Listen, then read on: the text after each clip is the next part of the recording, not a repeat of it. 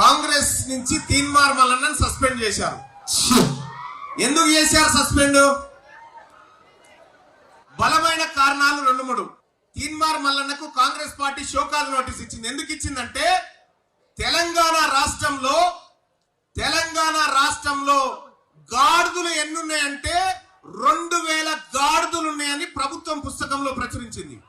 తెలంగాణ రాష్ట్రంలో పందులు ఎన్నున్నాయంటే 2,80,000 పందులు తెలంగాణ రాష్ట్రంలో ఉన్నాయని ప్రభుత్వం ప్రకటించింది.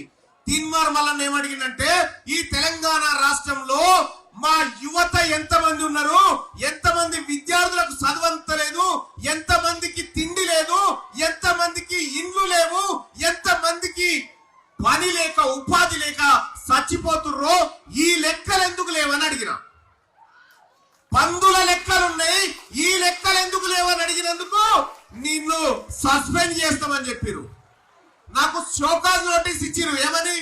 నువ్వు వారం రోజుల లోపల వివరణ ఇవ్వాలి. నువ్వు ఈ ప్రభుత్వం ఇచ్చినటువంటి ఏది పార్టీ ఇచ్చిన షోకాజ్ నోటీస్ వివరణ ఇవ్వాలంటే నేను వాళ్ళు ఇచ్చిన షోకాజ్ నోటీసును లైవ్ లోకి తీసుకొచ్చి 2గా చింపి ఏం పీక్కుంటావు పీక్కోపో అని చెప్పిన. That is Teenmar Mallanna. Party సస్పెన్షన్లకు షోకాజ్ నోటీసులకు తీన్మార్ మల్లన్న భయపడడు. నేను ఒకవేళ భయపడాల్సి వస్తే ఈ యువత కోసం భయపడతా, వీళ్ళ తల్లిదండ్రుల కోసం భయపడతా, ఈ రాష్ట్రంలో ఉన్నటువంటి ప్రజల కోసం భయపడతా తప్ప పార్టీల కోసము పార్టీల సిద్ధాంతాల కోసము తీన్మార్ మల్లన్న లేడు.